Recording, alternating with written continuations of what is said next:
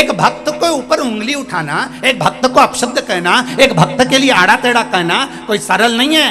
कहने वाला कह देता है, अपशब्द कहने वाला कह देता है, उंगली उठाने वाला उंगली उठा देता है, पर बाद में भक्त को फर्क नहीं पड़ता। नामदेव तुकाराम को कोई फर्क नहीं पड़ा, फर्क पड़ा उनके भगवान को कि मेरा भक्त और उसके लिए ऐसा कहा, तो भगवान ने तुरंत लीला रचना प्रारंभ कर दी। वो लीला रही है। जगत के लोग जब हाथ छोड़ते हैं, जगत के लोग जब साथ छोड़ते हैं, जगत के लोग जब ताना देते हैं, जगत के लोग जब गालियां देते हैं और जगत के लोग जब साथ छोड़ देते हैं, तभी जगत छोड़ता है, तब जगदीश पकड़ता है। जब तक जगत नहीं छोड़ेगा तब तक जगदीश नहीं पकड़ेगा, निश्चित है। ये गाली देने वाले दे, अपशब्द कहने वाले के ये कहेंगे तभी तो हमारा महादेव हमारी सुनेगा। लोग तुमसे कहेंगे बताओ कितनी ढोंगी है बताओ। बसियोर वाला महाराज के कहने पे शंकर जी के मंदिर जाने लगी, एक चावल का दाना चढ़ाने लगी, ने बेलपत्री चढ़ाने लगी, ने आड़ा, और लोग बोलने वाला बोलता रहेगा। और तुम तो सिर पे पल्लू लई और पिन वाली साड़ी बढ़िया जोरदार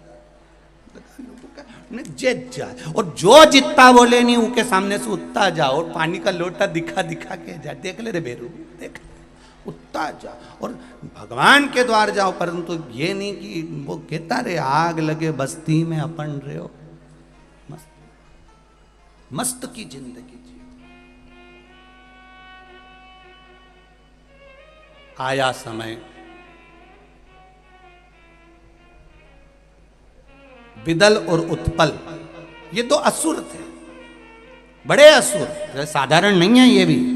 इन्होंने भी माता पार्वती के सौंदर्य को देखकर उनको पाने का प्रयास किया, उनको लेने का प्रयास करा, उनको प्राप्त करने का प्रयास किया।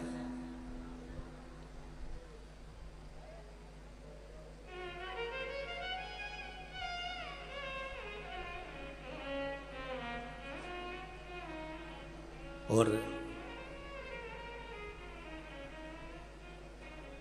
गार्डन में फूल लगा हुआ है, उसको लगे रहने दो, उसको तोड़ना नहीं है।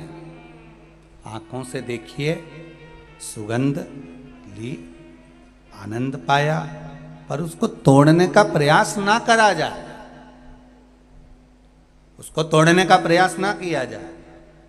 भगवान ने सुंदरता दी है, सुंदर बनाया है, पर शिव पुराण कहती है आपकी दृष्टि को और मन को बिगाड़ना नहीं है, उनको देखकर।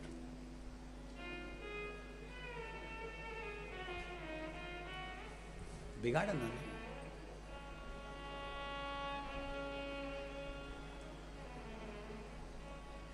आज सबसे ज्यादा विडंबना की बात यह है कि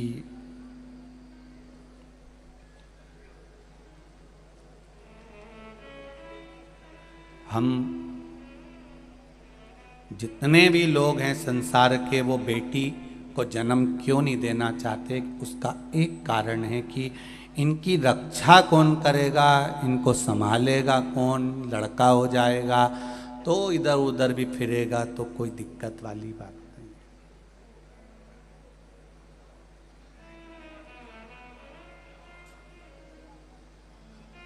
बहुत ध्यान देना, बेटे को निगाहों में रखिए और बेटी को दिल में रखिए। बेटा क्या गलत कर रहा है, अच्छा कर रहा है, आपकी निगाह में होना चाहिए, और बेटी आपके दिल के पास, हृदय के पास होना चाहिए। इसको हर जगह पर ले जाना नहीं, हर जगह पर अकेली भेजना नहीं, हर जगह पर भेजा ना जाए। उनकी मर्यादा के संबोधन इतने प्रबल होना चाहिए, इतने अच्छे। यहाँ पर ये सेवा भारती के अंतर्गत यहाँ पर बेटियाँ रिक्शा चला रही हैं, ऑटो चला रही हैं, बेटियाँ ऑटो चला रही हैं, और निशुल्क जो बूढ़े लोग आ रहे हैं, जो बुजुर्ग लोग आ रहे हैं, उनको लाकर यहाँ तक छोड़ रही हैं, ले जा रही हैं, फिर छोड़ रही हैं, फिर ले जा रही हैं। उन बेटियों की मर्यादा इतनी अच्छी है कि वो जिसको भी जवाब दे रही हैं इतनी स्माइलता से, उतनी प्रसन्नता से जवाब देती हैं कि किसी को क्रोध भी आ रहा हो तो उसको नम्रता का भाव प्रकट हो जाता है। ये बेटियों का आनंद है। ये बेटियों की प्रधानता है।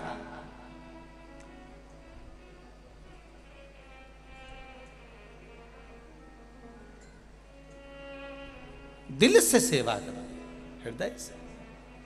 बेटियां, बेटे निगाह में रहे और बेटियां दिल में रहे। बेटियों को ज्यादा इधर उधर नहीं, हमारी दृष्टि में बेटियों का भाव नहीं, हमारे दिल में बेटियों का भाव होना चाहिए, सम्मान होना चाहिए।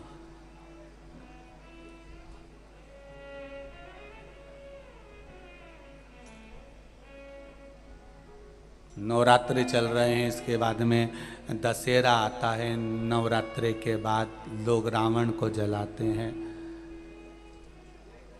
तो कभी तुमने विचार करा कि 9 देवी के बाद ही रावण क्यों मरा? कभी विचार करना था कि रावण को पहले जला देते हैं, देवी जी बाद में बिठाएंगे। और ये नवरात्रि के बाद रावण का संहार हुआ है, नवरात्रि के बाद रावण मरा है। उसका कारण आज भी वही है कि बेटियों पर गलत दृष्टि देने वाले, अगर घर में बेटियां जन्म ली हैं, बहन बेटियां तुम्हारे घर में रह रही हैं, तो उन बेटियों पर गलत दृष्टि देने वाले का अंत कैसा होता है, ये रावण का चरित्र बता देता है कि उसका अंत ऐसा होता है।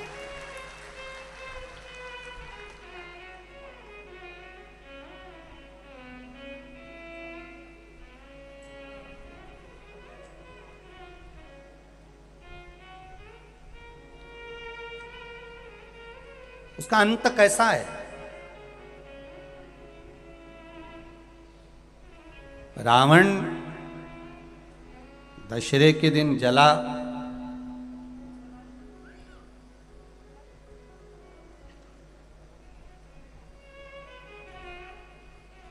दशहरे के दिन जल रहा है, पर एक विचार अपने मन में लेकर आना कि रावण से बड़ी गलती तो कौरवों ने करी थी। रावण तो सीता जी को हर कर लेकर आया और अशोक वाटिका में ले जाकर रख दिया था, पर कौरवों ने इतनी बड़ी गलती करी कि भरी सभा में चीर पकड़कर खींचा जा रहा है और उसको नग्न करा जा रहा है, उसके वस्त्र को खींचा जा रहा है।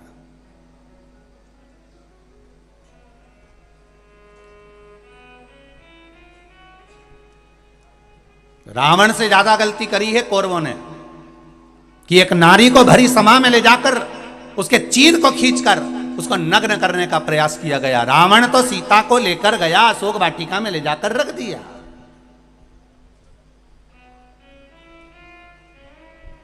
पर कौरव ने तो भरी सभा में केश पकड़कर खींच कर लेकर आए और उसके चीर को खींचा गया, उसके चीर को खींचा गया। तब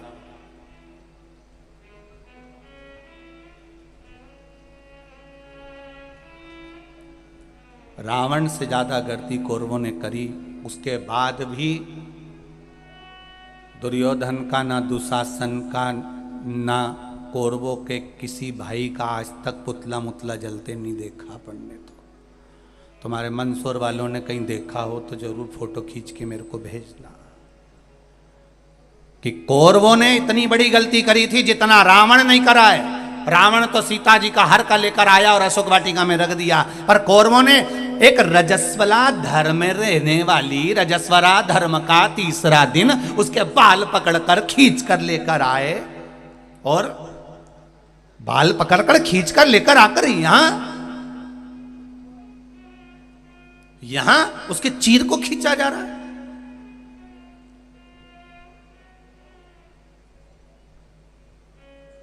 विचार करिएगा कभी एकांत में बैठ के कि क्यों रही है ये कौरवों का पुतला क्यों नहीं जला रहे? इन्हें तो गलती तो करी थी और ज्यादा करी, रावण से ज्यादा गलती करी, फिर रावण का ही पुतला अकेला का क्यों जला?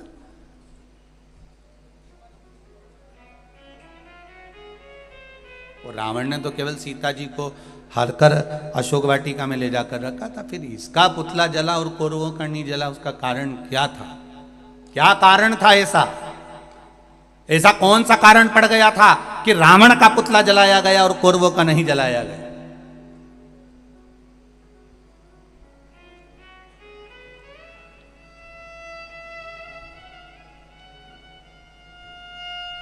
क्योंकि रावण सीता को लाने के बाद जिद पड़ अड़ा रहा। एक बार अगर अदालत में केस चले जाए और व्यक्ति जिद छोड़ दे, जिद में अगर थाने में खबर गई, अदालत में खबर गई और वो तो जिद पे अड़ा है, नहीं इका तो मैं बर्बाद करके छोड़ूंगा, बिल्कुल केस लगाओ, लड़ने दो। 10 साल हो गए, 15 साल हो गए, अदालत में ही सड़ रहे हैं, पड़े हैं और अभी भी जिद नहीं छोड़ रहे हैं। अगर एक बार व्यक्ति जिद छोड़ दे तो अदालत के आधे केस केवल राजीनामा में ही निपट जाए। लंकाधिपति रावण जिद नहीं छोड़ पाया और कौरवों के केवल 2 भाई थे, दुर्योधन और दुशासन, जो कि जिद पर अड़े रहे। बाकी के भाइयों ने 98 ने जिद छोड़ दी। इसलिए इन कौरवों के पुतले नहीं जले और उस लंकाधिपति रावण के जले, क्योंकि जिद पर अड़ा रहा। जिस व्यक्ति का जिद्दी किस्म का जो व्यक्ति होता है, जो जिद पर अड़ा रहे, नहीं मैं तो बर्बाद करके छोड़ूंगा, इसने समझ के रखा है, भले कोई हो, मैं कहीं किसी की सुनो, जिद पर अड़ गया, उसने पूरे घर को बर्बाद कर दिया।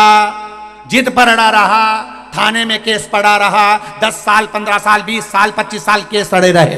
और अगर जिद नहीं होती ना तो दोनों परिवार में आज समझौता हो गया होता, वो थाने से बाहर हो गया होता, वो जेल से बाहर हो गया होता। जरा विचार करिए, आज पूरे भारत की भूमि पर जो छोटी छोटी जेल थी उनको बड़ा बड़ा करा जा रहा है। सोचो कितना क्राइम बढ़ते चले जा रहा है। इस क्राइम को, इस होने वाली गलतियों को सरकार कभी नहीं रोक सकती।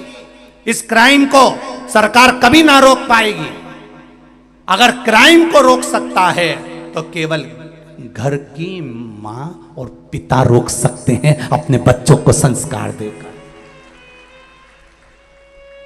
अपने बच्चों को सिखाओ, गीता का पाठ करना सिखाओ, उस गीता का महत्व बताओ। और बेटे से कहो, बेटा अभी छोटे हो तो गीता पढ़ना सीख जाओ, इस गीता के महत्व को जान जाओ, इस गीता के शब्द को जान जाओ। जो बाल्य अवस्था में गीता के महत्व को जान जाता है वो अदालत में खड़े होकर गीता पर हाथ रखकर कसम नहीं खाता है। उसको कसम खाने की जरूरत नहीं पड़ती। जो गीता के महत्व को जान गया, जो गीता के शब्द को पहचान गया, जो गीता के संबोधन को जान गया। अपने बच्चों को गीता का महत्व समझाइए, अपने बच्चों को रामायण का महत्व समझाइए, अपने बच्चों को श्रीमद् भागवत का, शिव महापुराण का महत्व समझाइए। जब इस सनातन धर्म के बच्चे एक एक शब्द को समझेंगे तो उन बच्चों को अदालत में खड़े होकर गीता पर कसम खाने की जरूरत नहीं पड़ेगी। गीता पर हाथ रखकर कसम वही खाता है जो बचपन में गीता नहीं पढ़ पाता है। जिसने गीता पढ़ी होती है उसको कसम खाने की जरूरत नहीं पड़ती है। क्राइम को सरकार नहीं रोक सकती, क्राइम को सरकार कभी नहीं रोकेगी। अगर क्राइम रुकेगा तो आपके संस्कारों से रुकेगा, आपके ज्ञान से रुकेगा, शिव महापुराण से रुकेगा। आज पहले घरों में इतना विवाद होता था, 24 घंटे लड़ाई होती थी। आज दोपहर में 2 बजे से 5 बजे तक लोग टीवी खोलकर बैठ जाते हैं। भले कुछ नहीं घर में जाए, भले अंदर उतरे ना उतरे, और 2 से 5 बजे तक टीवी चलती है, उतनी देर तो मन शांत रहता है। आप 3 घंटा कथा में आकर बैठते हो, उतनी देर तो मन शांत रहता है। लोग कहते हैं महाराज जी, लोग तो बिल्कुल उल्टे घड़े की तरह हैं, तुम नल की तरह हो, पानी बहाते रहते हो, उनके अंदर कुछ जाता तो है ही नहीं। लोग कहते हैं इतने लोग कथा सुनने आए हैं, क्या सबके अंदर कथा चली जाएगी? हमने कहा बिल्कुल नहीं जाएगी। तो फिर इनके आने से फायदा कौन सा है? हमने कहा नल के नीचे चाहे सीधा घड़ा लगाओ चाहे उल्टा घड़ा लगाओ, सीधा लगा होगा तो पानी भरा जाएगा, उल्टा लगा होगा तो कम से कम ठंडा तो बना रहेगा।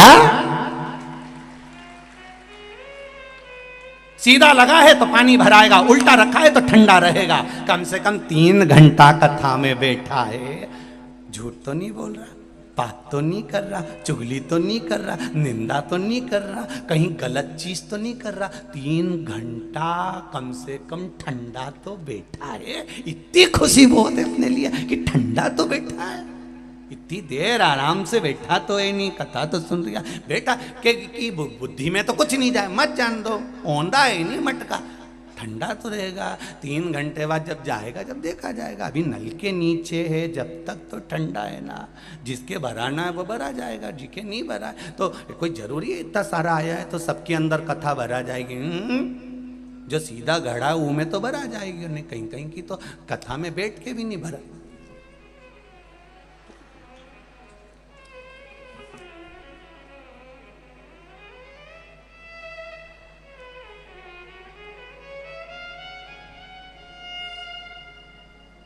नहीं भराई। आरती के समय पर कई लोगों का ध्यान भगवान की ओर होता है और कई लोगों का ध्यान चप्पल की ओर होता है। ये तो ध्यान लगाने वाली बात है। पहले हम भी आरती गाते थे, जय जगदीश हरे, परंतु हमने छोड़ दिया क्योंकि लोग आरती के समय पर ध्यान गलत कर लेते हैं। अपन बोले मात पिता तुम मेरे, इनका ध्यान पीछे चले जाता, मात पिता तुम, और इनका ध्यान चले जाए। और फिर वो चप्पल कहीं चली जाए तो ये आरती में सोच ले अपनी तो चली गई, शरण गऊं मैं किसकी, अब मैं किसकी ले जाऊं। तब समझ में आया कमला की अच्छी रखी है, ये अब यार इधर से उधर देखेगी और मैं निपटा बैठूंगी, बस इतना ही। अब ये तो घड़े के ऊपर है, तुम सीधा घड़ा रखा है तो कथा मिलेगी, सीधा घड़ा है तो अच्छा ढूंढ लोगे, सीधा घड़ा है तो 7 दिन की शिव महापुराण में से कुछ अच्छा निकालने का प्रयास कर लोगे, सीधा घड़ा है तो शिव महापुराण आपको अच्छी लगेगी, और अगर उल्टा घड़ा है तो 3 घंटा तो बैठ लेगा, उसके बाद यहाँ से जाने के बाद फिर निंदा में लग जाएगा, हाँ वो तो महाराज ही बेकार है, उसका तो काम केवल बवाल मचाना है। कल कथा में बोल दिया कि काशी में परमिशन नहीं मिली, आज परमिशन बाबा की कृपा से। ये तो जहां जाए पहले बवाल मचाए फिर कथा चालू होता है। हम काय का मचाए, लोग कहे तो क्या करो सर।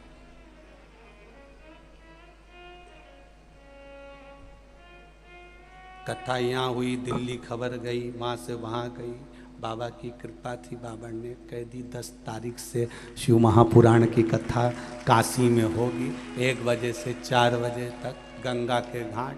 तो ये शिव है, ये शंकर है। और घड़ी सीधा घड़ा अच्छाई भरने का प्रयास करेगा। और मेरी बहनें, जितने लोग इस महापुराण की कथा में बैठे हैं, जितने लोग आस्था चैनल पर, फेसबुक, यूट्यूब पर सुन रहे हैं, ये मेरा विश्वास करता है कि आप में कोई उल्टा घड़ा नहीं, सब सीधे घड़े हो जिसमें भरा रहा है शिव तत्व, भरा रहा है शंकर की कथा, भरा रहा है, और वो अंदर प्रवेश कर रही है जो जगत के उद्धार का काम करे।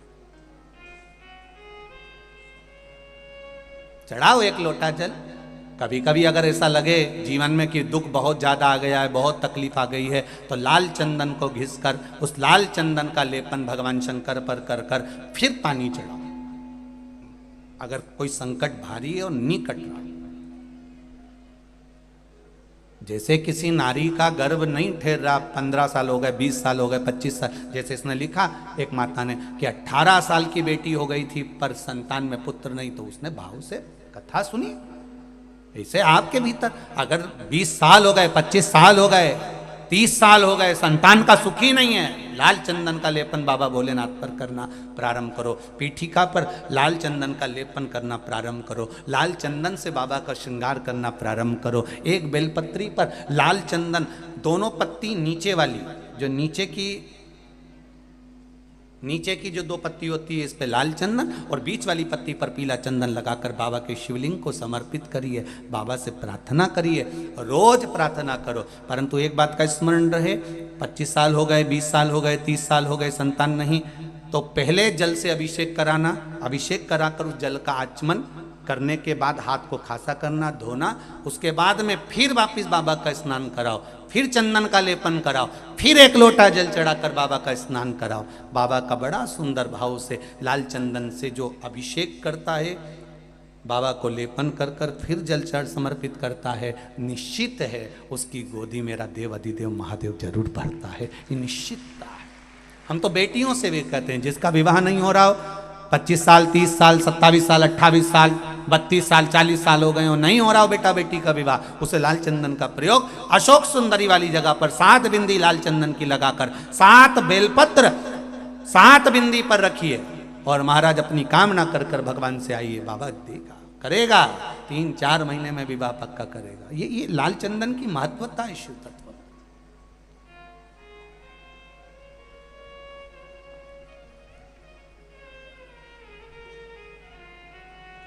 रोग बढ़ गया, बेलपत्री के वृक्ष के नीचे दीप लगाना प्रारंभ करो। बाबा से विनती कर कर घी का दिया लगाइए बेलपत्र वृक्ष के नीचे, बाबा से निवेदन करिए, रोग निवारण। मिलता है सच्चा सुख केवल भगवान तुम्हारे चरणों में, भोलेनाथ तुम्हारे चरणों। ये जीवन का सुख है।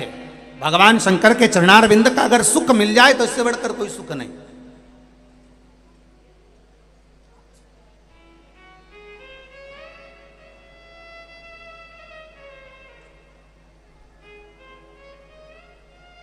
चित्तवृत्ति में शिव को समाइए।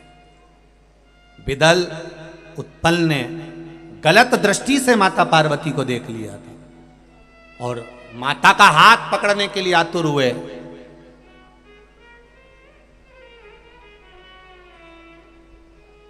क्रोध आ गया मां को। मां ने कुंदुक पड़ा था, उस कुंदुक का प्रहार कर दिया। शिव जी के चरणों में जाकर वो कुंदुक गिरा। विदल उत्पल तो मर गए, पर कुंदुक शंकर भगवान के चरणों में गिरा तो शिव जी का नाम कुंदकेश्वर महादेव पड़ गए। औषधि के लिए कोई बीमारी हो, कोई रोग हो, और उस बीमारी रोग में कल एक माता आई थी, जहाँ ठहरे हैं सेवा भारती के बच्चे मिला रहे थे उनसे, तो वो कह रही थी, कोई थे नगर पालिका में, वो सर्विस करते हैं, तो उनकी धर्म पत्नी को कहीं कैंसर का रोग होगा। तो उन्होंने कहा, गुरुदेव बाबा की कृपा ऐसी रही गुरु जी कि हम शिव के भरोसे पर जल पीना चालू कर, और बाबा ने हमारी रक्षा कर। आप ही हैं? हाँ जी। दोनों हाथ हिला दो एक बार। श्री शिवाय नमस्तुभ्यम। कैंसर जैसे रोग को हराकर देवादिदेव महादेव की कृपा से शिव महापुराण में बैठकर कथा सुन रही हैं। देखिए आप, यही मंदसौर में ही या नीमच में नगर पालिका में सर्विस में है पति। ये शिव कृपा। बैठिए बहन। श्री शिवाय नमस्तुभ्यम। एक इतने भयंकर रोग को हरा देना।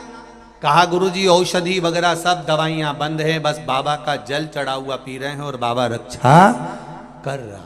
ये भरोसा, ये दृढ़ता, ये विश्वास।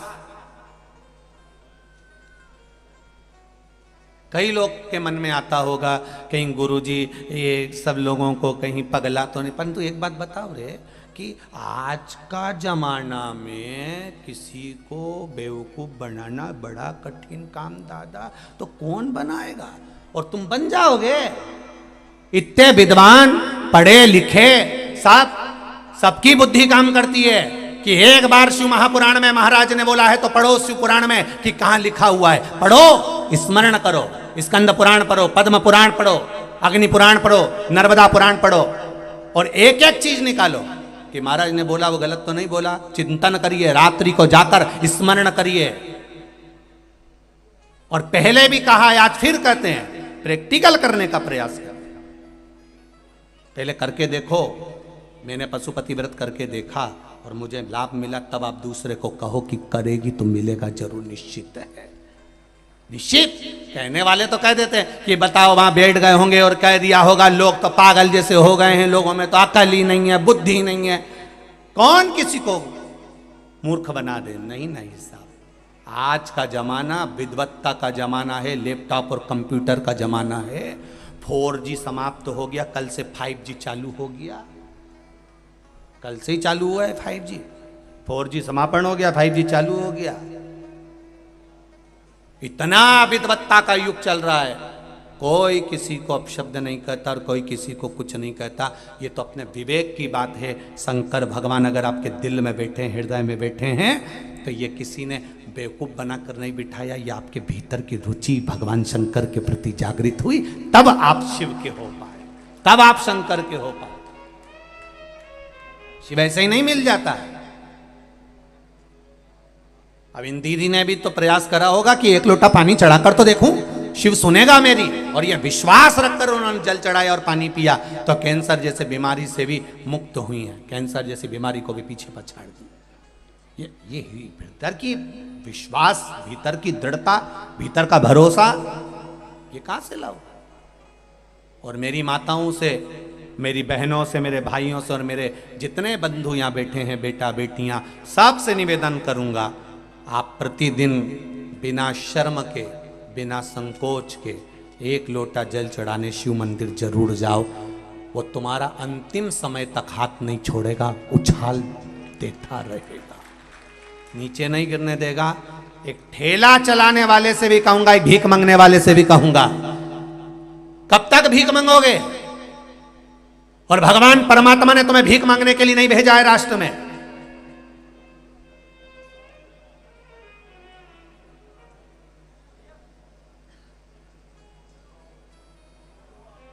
भीख मांगने के लिए भगवान किसी को नहीं बुलाया अपनी भूमि पर। कब तक भिक्षा मांगोगे? नहीं, परमात्मा की शरण में जाइए। और एक निवेदन करूंगा सबसे, कर्जा किसी से मत लो, क्योंकि जिंदगी भर कर्जा का नाम है कर कर के जा, और उसी का नाम है कर्जा। जिंदगी भर चुका चुका के मर जाते हो, बच्चों को चुकाना पड़ता है। एक बार अगर कर्जा लेने की जरूरत पड़े तो मेरे महादेव के चरणों में जाकर 7 दिन लगातार घी का दिया लगाकर बेलपत्र समर्पित कर कर जल चढ़ाना। रोज एक बेलपत्री उठाकर घर में लेकर आना और उससे कहना कि तू कृपा करना कि मुझे कहीं कर्जा लेने की जरूरत नहीं पड़े और मेरा काम निकल जाए पूरा। एक पत्र आया है, एक पत्र में एक भाई दुकान के लिए कर्जा ले रहा है। देखिए उस पत्र में कितने सुंदर बात उसने कही।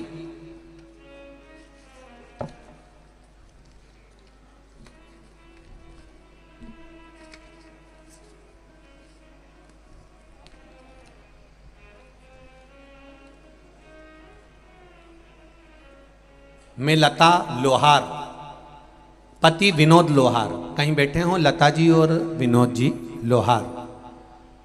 मैं लता लोहार, पति विनोद लोहार, 10 स्नेह नगर संजीत रोड मंदसौर से हूं मैं। कहीं बैठी हों तो हाथ हिलाइएगा, कहीं बैठी हैं तो हाथ हिलाइएगा, जहां भी बैठी हो। लता लोहार, पति विनोद लोहार। गुरुदेव, मेरे पति की 15 वर्षों से अनुकंपा नियुक्ति थी। अनुकंपा नियुक्ति की कोशिश करते रहे थे लेकिन कोई सफलता नहीं मिली। 2019 में भी बहुत प्रयास करा, लेटर आया लेकिन कोरोना महामारी के कारण कोई जवाब नहीं आया। 3 वर्ष निकल गए। फिर मैंने आपके द्वारा बताए गए पशुपति व्रत को किया तथा रतलाम की कथा श्रवण की। कथा के पंडाल में आपने कहा था बैठकर कथा सुनने का जो लाभ है उसका फल मिलता जरूर है। मैंने कथा श्रवण करने रतलाम गई, वहां कथा सुनकर आई। मेरे पति द्वारा फिर एक बार मन में आया कि अब नौकरी नहीं लग रही तो दुकान लगाने का प्रयास करा जाए। दुकान लगाने के लिए कहा, पर पति ने कहा मैं कल दुकान की एग्रीमेंट करवाने जा रहा हूं, पर दुकान की पगड़ी ज्यादा है, 2.5 लाख रुपए की पगड़ी देना पड़ेगी, इतना पैसा कहां से आएगा। दुकान लगाने का मन में भाव आया। मैंने पशुपति व्रत प्रारंभ कर दिए और बाबा से कहा बाबा कर्जा ना करना पड़े ऐसी कृपा करना। और पति से कहा तुम रुको, मेरे 5 व्रत पूर्ण होने दो, मुझे विश्वास है कि मेरा बाबा कर्जा नहीं करने देगा। उसके बाद आप दुकान खोल लेना, एग्रीमेंट करा लेना। सारी बात कर कर एग्रीमेंट वाले से बात कर ली, दुकान की चर्चा हो गई। और बाबा की कृपा देखिए गुरुदेव, केवल पशुपति व्रत करे, 8 दिन ही पूरे हुए, प्रार्थना करती रही और बाबा की कृपा से पति के पास विभाग द्वारा पत्र आया कि आपकी ड्यूटी विभाग में, डॉक्यूमेंट विभाग में जमा कर दिए गए हैं तथा मेरे पति के सारे डॉक्यूमेंट जमा हो गए और मात्र 3 महीने के अंदर 15 वर्ष से जिस नौकरी के पीछे लगे थे बाबा ने वो नौकरी सरकारी मेरे पति को दे दी और कर्जा नहीं करने दिया। ये शिव है, ये शंकर है। जहां पर बैठे हों लता लोहार श्रीमती और पति विनोद लोहार, 10 स्नेह नगर, संजीत रोड, मंदसौर, मध्य प्रदेश से हैं। ये शिव तत्व है, ये शंकर, ये औघड़ी।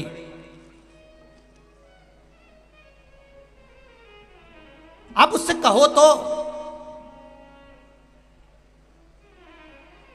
और फिर कहूंगा एक निवेदन, सियोर वाले महाराज पर एक रत्ती का भरोसा मत करना, पर भरोसा करना तो मेरे देवाधिदेव महादेव पर करना, वो साथ देगा। सियोर वाला तो यहीं रह जाएगा, ऊपर तक तो मेरा महादेव ही जाएगा। कौन किसके साथ गया है? आपको दुख आया तो क्या कोई आकर खड़ा हो जाएगा कि सियोर वाला महाराज आकर खड़ा हो जाएगा? सियोर वाला महाराज आकर खड़ा नहीं होगा। जब द्रौपदी का चीर खिंचा रहा था तो सारे गुरु भी बैठे हुए थे, पर द्रौपदी के चीर को नहीं बचा पाए। जब गुरुओं ने कहा कि द्रौपदी क्या चाहती है, द्रौपदी कहती है मैंने आपसे गुरु मंत्र लिया है, आप मेरे गुरु हो। अरे मेरा चीर खींच रहा है गुरुदेव, तुम तो बोलो। गुरुजी कहते हैं द्रौपदी यहां सभा में जितने बैठे कोई साथ नहीं देगा, तेरा गुरु मैंने मंत्र दिया, मैं भी साथ नहीं दूंगा। पर एक बात याद करना द्रौपदी, गुरु भले साथ ना दे, पर गुरु ने जो वचन कहा है वो साथ दे जाएगा। तो बुला उसको। द्रौपदी मैंने जो मंत्र दिया था पढ़, और द्रौपदी ने फिर मंत्र पढ़ा तो भगवान द्वारिकाधीश ने आकर चीर बचाया। गुरु साथ ना देगा, पर गुरु का वचन साथ दे जाएगा। आप भी याद रखना, हम भले तुम्हारे सामने खड़े हो ना हो, पर एक बात याद रखना कि श्री शिवाय नमस्तुभ्यम, और एक लोटा जल तुम्हारा साथ आखिरी तक देकर जाएगा। वो तुम्हें छोड़ेगा नहीं, छोड़ने वाला नहीं है, कोई किसी का साथ नहीं देता।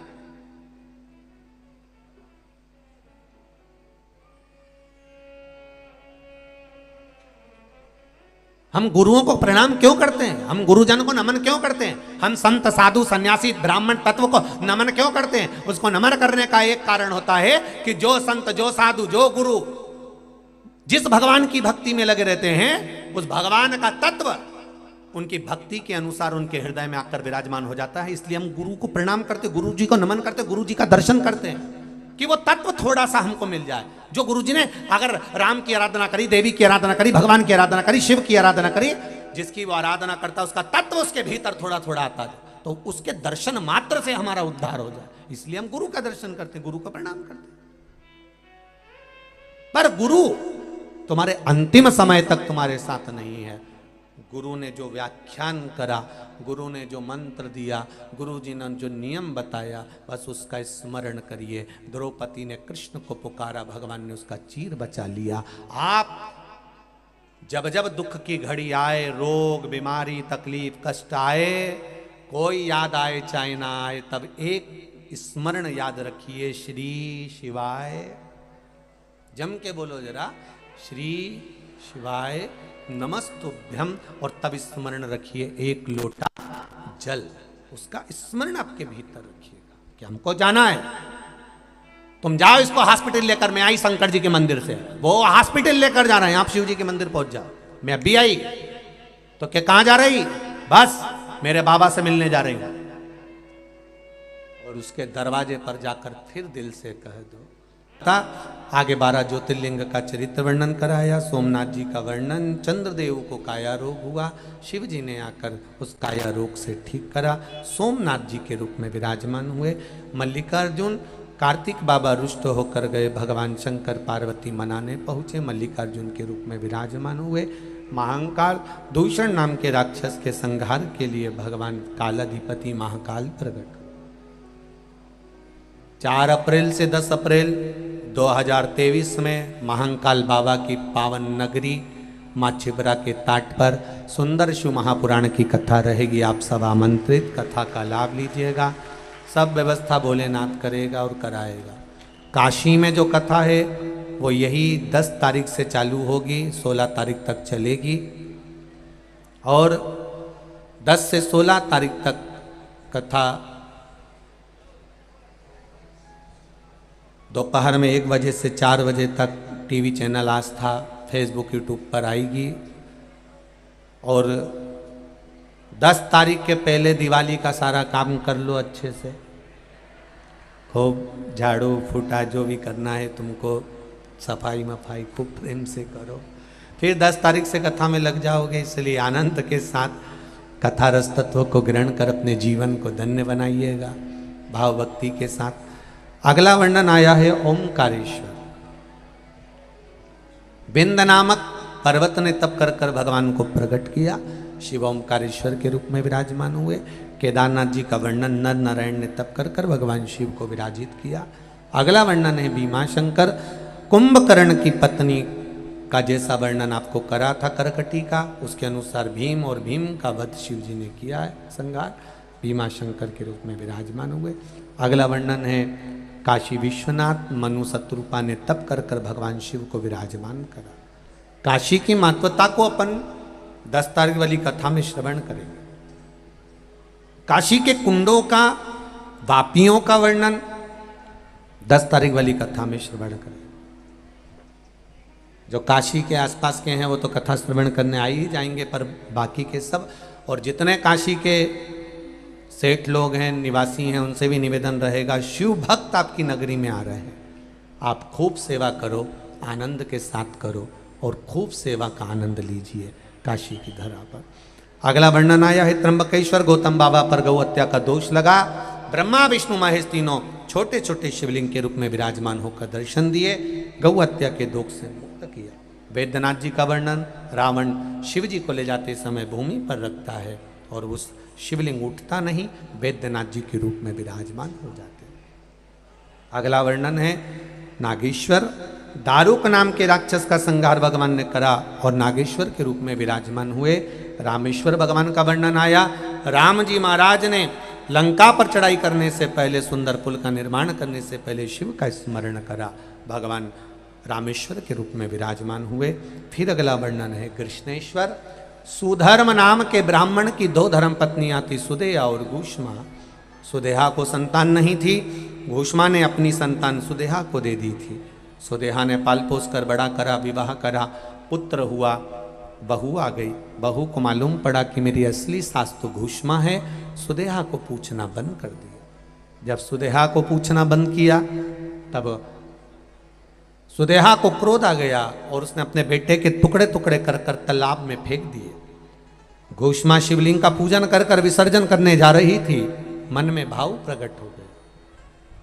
कई लोगों के मन में बड़ी बड़ी गलत गलत विचार धारणा जब व्यक्ति के लिए आ सकती है तो फिर संस्था के लिए भी आ सकती है। हो सकता है पैसे रख लिए, हो सकता है पैसा ज़्यादा ले लिया, हो सकता है ये कर दिया, हो सकता है वो कर दिया, पर सेवा भारती का ये प्रकल्प, सेवा भारती का ये एक आनंद आप अपनी जिंदगी में जरूर, आज नहीं तो 2 साल बाद, आज नहीं तो 3 साल बाद, आज नहीं तो 4 साल बाद, जो आपने कुछ सहयोग अगर सेवा भारती को दिया भी होगा किसी रूप में, किसी भी तरह से अगर दिया होगा, तो इन बेटियों के लिए जो भटक रहे हैं मार्ग से, उनके लिए जो छात्रावास का निर्माण हो रहा है या चिकित्सा का निर्माण हो रहा है, उसको देखकर पूरे मंदसौर वालों को खुशी होगी कि हमने जो दिया वो सही जगह लगा, हमने जो प्रदान किया वो सही जगह लगा। कहना सरल है, अफवाहें उड़ाना सरल है किसी के लिए। वो कहते हैं ना कि उड़ाओ, हमारे यहाँ सनातन धर्म में तो 1 दिन दिया है लोगों के उड़ाने के लिए। हमारे सनातन धर्म में 1 दिन मिलता है उड़ाने के लिए कि खूब उड़ाओ, जितनी उड़ा सकते हो उड़ाओ। वो दिन है मकर संक्रांति का दिन कि खूब उड़ाओ, जम के उड़ाओ, पतंग उड़ाओ। पर आज का जमाना इतना विचित्र हो गया कि रोज कोई ना कोई की लोग उड़ाने में लगे हुए हैं प्रतिदिन। पर हमारे सनातन धर्म में तो एक ही दिन है मकर संक्रांति का कि खूब उड़ाओ और खूब उड़ाओ, और उड़ाने के साथ में काटो भी, मना नहीं है, पर रोज नहीं उड़ाना और रोज नहीं काटना। कोई अच्छा काम कर रहा है उसके लिए अपशब्द नहीं कहना, उसको आगे बढ़ाने का प्रयास करना है।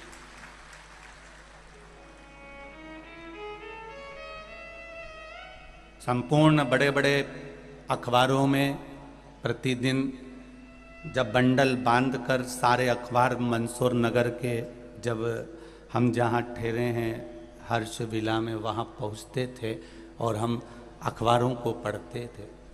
आदत है हमारी पढ़ने की।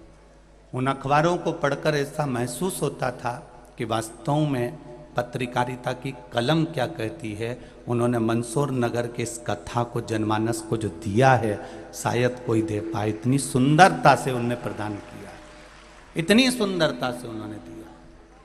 मैं आपकी कलम को और आपकी विवेक को नमन करता हूँ, प्रणाम करता हूँ, जो आपकी कलम और आपका विवेक इस कथा के गुण तत्व को लाकर जनमानस तक पहुंचाया।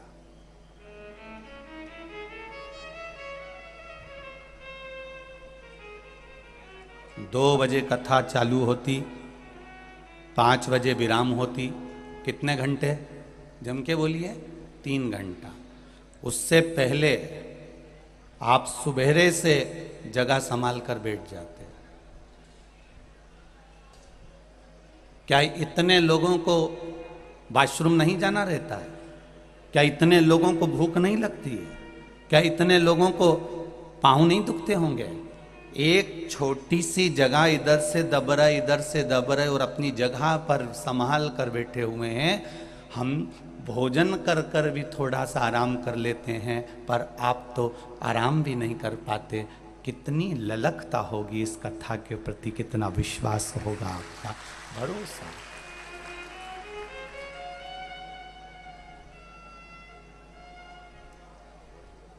कोई आया बाद में, आराम से टाइम पर आ रहा है, टाइम पर आकर बैठ गया, उसके आगे बैठ गया तो उसका मन दुखता है। मैं बहुत देर से बैठी थी जी, बहुत विश्वास लेकर बैठी थी। मेरा महादेव मुझे सवेरे 8 बजे से बिठा कर रखा था, 2 बजे का इंतज़ार था, और 2 बजे तुम आए और अपना अपना जगह संभाल कर बैठ गए। और हम उतनी देर से बिना खाए प्यासे, खाएंगे जगह चली जाएगी, पानी के लिए जाऊंगी जगह चली जाएगी। कितना विश्वास, कितना भरोसा लेकर बैठे थे, कितना भरोसा।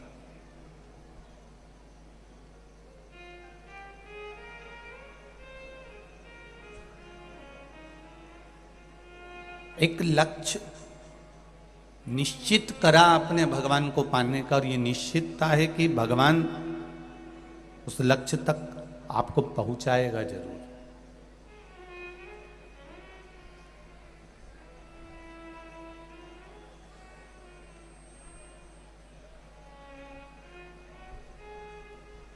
उस लक्ष्य तक परमात्मा आपको लेकर जरूर जाएगा।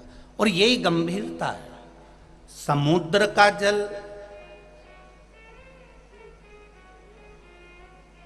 नदी का जल, खड्डे का जल, इन सारे जलों में सर्वश्रेष्ठ जल वो जो कुआं होता है ना, उस कुएं में एक श्रेष्ठता होती है कि कुएं का जल हिलोरे नहीं मारता।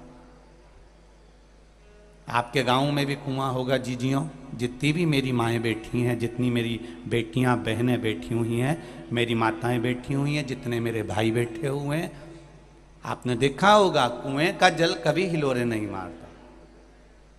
हिलोरे मारता है समुद्र का जल, हिलोरे मारती है नदियाँ, हिलोरे मारता है तालाब, हिलोरे मारते हैं जो तालाब होते हैं, खड्डे होते हैं, और जिसमें समुद्र और नदी, झरने, ये सब हिलोरे मारते हैं और खूब उछलते हैं, खूब हिलोरे मारते हैं। पर कुएं का जल कभी हिलोरे नहीं मारता, चाहे कुछ भी हो जाए, क्योंकि कुएं के जल में एक बात होती है, कुएं को खोदने से पहले नीचे इतनी चोट दी जाती है, इतनी चोट दी जाती है, इतने बम ब्लास्ट अंदर करे जाते हैं, इतनी ब्लास्टिंग करी जाती है, और इतने पत्थरों को फोड़ा जाता है, नीचे इतना उसको उखाड़ा जाता है, नीचे इतनी चोट दी जाती है कि कुआं अंदर से इतना चोट खाया हुआ होता है कि कुआं फिर वो हिलोरे मारना भूल जाता है, क्योंकि वो अंदर उसके इतनी चोट पड़ी होती है कि वो शांति की जिंदगी जीना पसंद करता है, शांति की जिंदगी। हिलोरे कौन मारता है? एकदम जिसके पास में वैभव आ गया, एकदम जिसके पास में धन आ गया, एकदम जिसके पास में सत्ता आ गई, और एकदम धन वैभव सत्ता आई, उसने गिनना बंद कर दिया किसी को। थोड़ी सी कुर्सी मिली, थोड़ी सी सत्ता मिली, उसने छोटे मोटे को गिनना बंद कर दिया। कौन? हम नहीं जानते। किसको? हम नहीं पहचानते।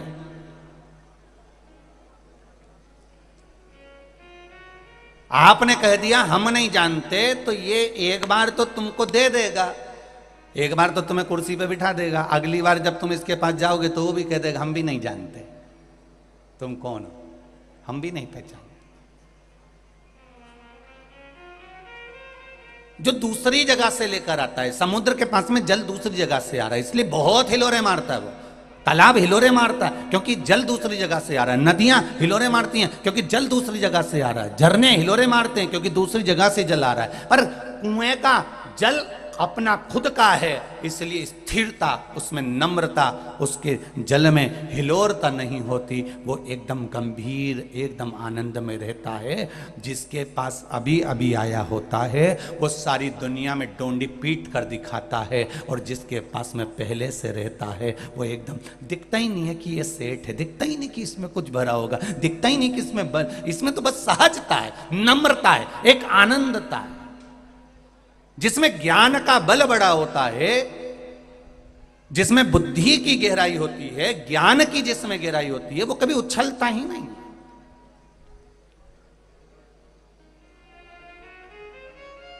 ज्ञान की गहराई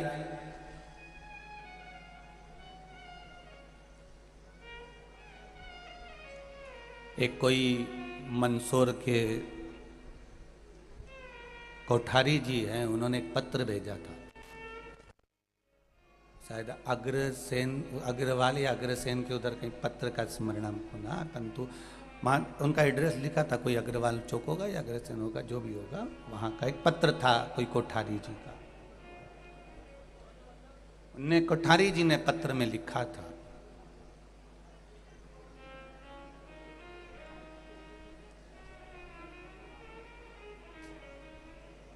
कोठारी जी के शब्द कितने सुंदर थे कि महाराज, मंदसौर आने से पहले जो जनमानस में भ्रम फैला था, ये मंदसौर के फैलाने वाले नहीं थे, क्योंकि मेरे मंदसौर को मैंने अपनी जिंदगी में शुरू से देखा है, ये तो कोई दूसरे का फैलाया हुआ है।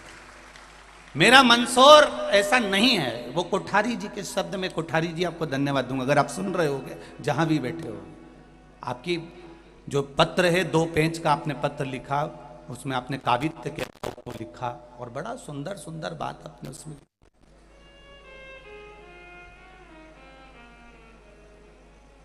कोई दूसरा हो सकता है, पर मेरे मंदसौर के बेटा बेटी, मेरे मंदसौर नगर का कोई अपशब्द नहीं कहना जानता। और बिल्कुल सत्य है कोठारी जी आपका, हम भी मंदसौर नगर में 7 दिन रहे हैं। एक चीज हम भी कहना चाहेंगे कि घर में 5 भाई रह रहे हैं, 6 भाई रह रहे हैं, बहनें रह रही हैं, देवरानी जेठानियां रह रही हैं, ये सबका बहुत प्रेम है।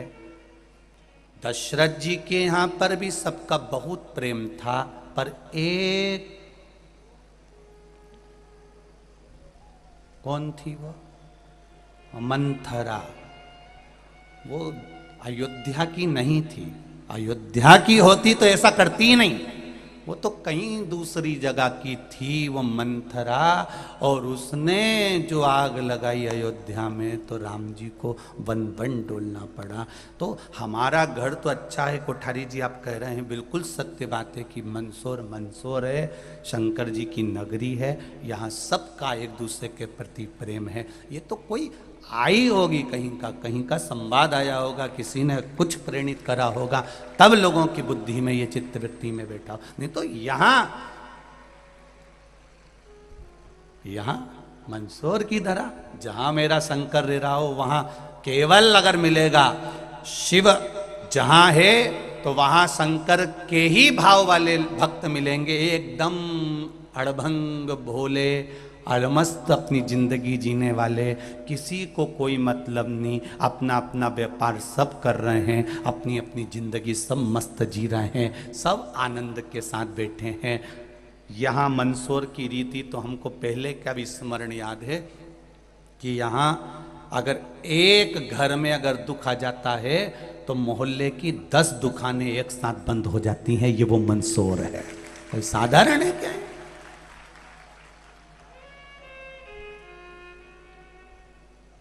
एक सहजता का विषय, एक आनंदता का विषय। शिव क्या देता है ये हम ये नहीं कह सकते कि शंकर क्या देता है। शंकर जब देता है तब आपको मालूम पड़ता है कि शिव जी ने क्या दिया। एक पत्र आया है कि मेरे घर में 2 बेटियां हुई, एक बेटी की उम्र 18 साल थी और दूसरी बेटी की उम्र 14 साल थी। मैं टीवी के सामने कथा सुनकर केवल रोती थी कि मेरे घर में बेटा नहीं है। मैंने कभी भगवान के सामने जाकर नहीं कहा कि मेरे को बेटा दे देना। मेरी दोनों बेटियां मेरे घर में, एक 18, पत्र देखिए जरा, पत्र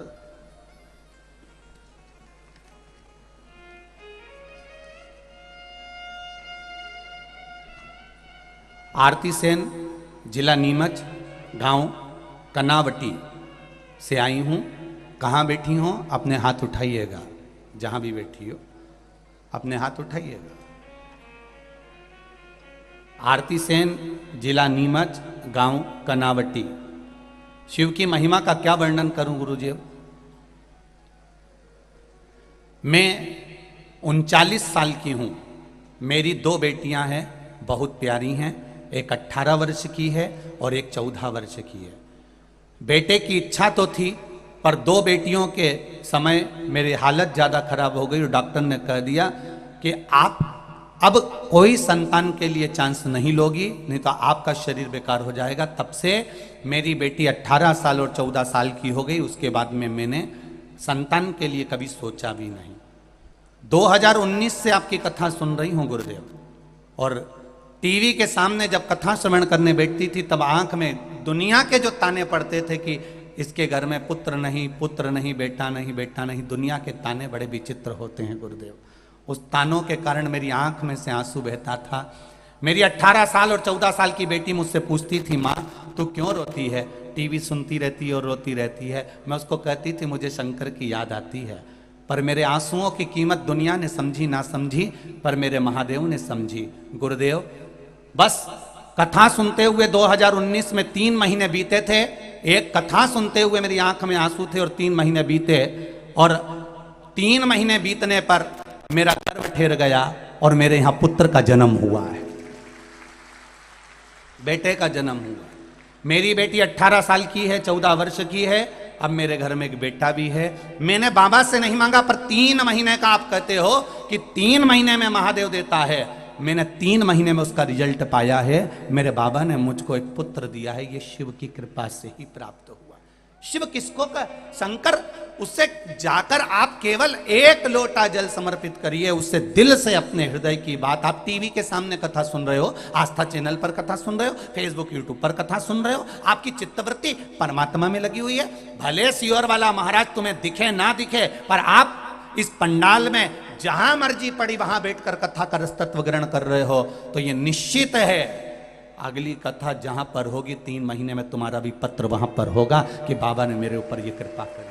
ये चित्त, ये आनंद, ये सुख, ये वृत्ति, ये भगवान ही देता है। एक इंजीनियर महोदय ने पत्र लिखा है, आपके मंदसौर के ठेकेदार भी हैं, इंजीनियर भी। देखिए,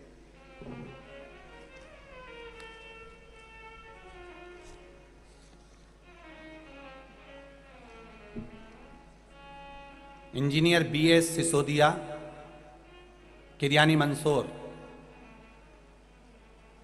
मैं BS सिसोदिया सेवानिवृत्त इंजीनियर, विद्युत सुरक्षा मध्य प्रदेश शासन से हूँ। गुरुदेव, सेवानिवृत्ति के पश्चात मेरे को नियम अनुसार मिलने वाले फंड क्लेम विगत 9 माह से अटके हुए थे। 1 वर्ष पहले भी ये अटक गया था, नहीं आया। फिर 9 महीने कहा, फिर अटक गया। मेरे शुभ चिंतकों ने कहा कि सियोर वाला महाराज की कथा आती है टीवी पर, आप श्रवण करें। मैंने कथा सुनना चालू करा और मन में आया कि एक बार कुबेरेश्वर धाम जाऊं। कुबेरेश्वर धाम पर भी होकर आया। गुरुदेव, मंगलवार दिन 20/9/2022 को कथा में बैठा था। मंदसौर की कथा में बैठकर शाम को 4 बजे मैं केवल बाबा से विनय कर रहा था कि बाबा, मैंने सुना है तू सबकी मुराद पूर्ण करता है। मैं इसी पंडाल में बैठा हूं और मेरी मुराद पूर्ण कर दो, मेरा फंड ला दीजिए।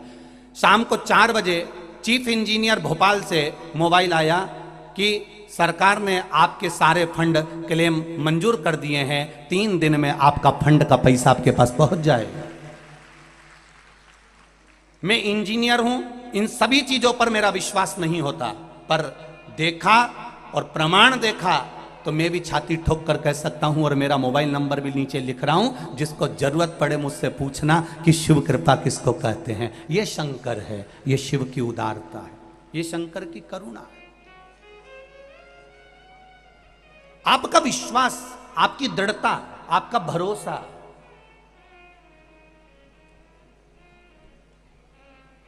लोग कहते हैं साधु तप करता है, संत तप करता है, तपस्वी तप करता है। ये मेरा विश्वास कहता है आपका तप भी कम नहीं है मेरी जीजियों, मेरे भाई। सवेरे से एक जैसे बैठे रहते हो बिना कुछ खाए पिए, मिल गया तो खा लिया, आराम रत्ती भर का नहीं। सवेरे स्नान करा, आए, बैठे, और तुमने जो तप चालू करा, धूप सूरज की तपन, प्यास लग रही है, भूख लग रही है, गर्मी पड़ रही है, इधर आपस में एक दूसरे के शरीर की तपन भी बनी हुई है, उमस अपनी जगह पर है, और उस बीच में 3 घंटे की कथा के लिए कम से कम 9 घंटे तक इंतजार करना पड़ रहा है, तब कथा मिल रही है। 3 घंटे की कथा के लिए 9 घंटे तक इंतजार करना पड़ रहा है, तब कथा मिल रही है, तब कथा प्राप्त हो रही है।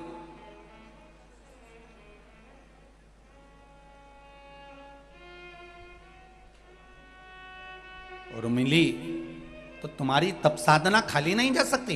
तुम ये नवरात्र में बैठकर यहां तप ही तो कर रहे हो, ये नवरात्र में बैठकर तुम साधना ही तो कर रहे हो, ये नवरात्र में बैठकर कथा के लिए इंतजार ही तो कर रहे हो, परमात्मा को पाने के लिए। यहां कुछ भी नहीं है इसके सिवाय, कुछ भी नहीं।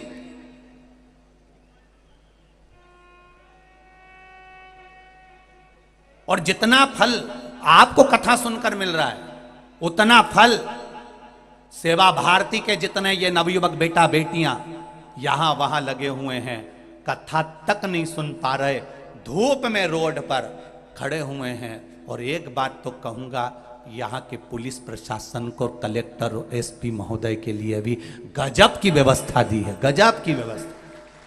यहाँ के कलेक्टर महोदय और एसपी महोदय को भी, आदरणीय एसपी डीएसपी सारे महोदयों को, टीआई आदि सबको कहूंगा कि गजब की व्यवस्था आपकी और गजब का कंट्रोल आपका। बहुत बहुत साधु बात है, बहुत साधा सा, बहुत साधा। इतनी अपार जन समुदाय को साधना बहुत कठिन बात है भाई, बहुत कठिन बात। कितना साधा, लक्ष्य मिलेगा ये निश्चित है। कुएं का पानी हिलोरे नहीं मारता, क्योंकि वो अंदर से चोट बहुत खाया हुआ होता है।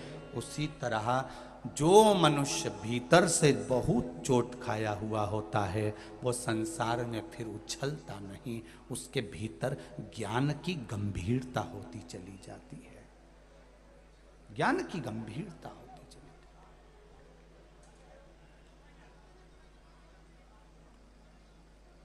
जाती। एक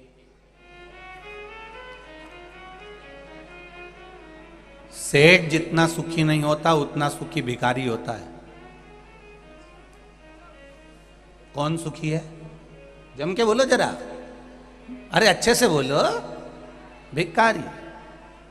एक सेठ जितना सुखी नहीं होता उससे 1000 गुना सुखी एक भिखारी होता है। क्यों?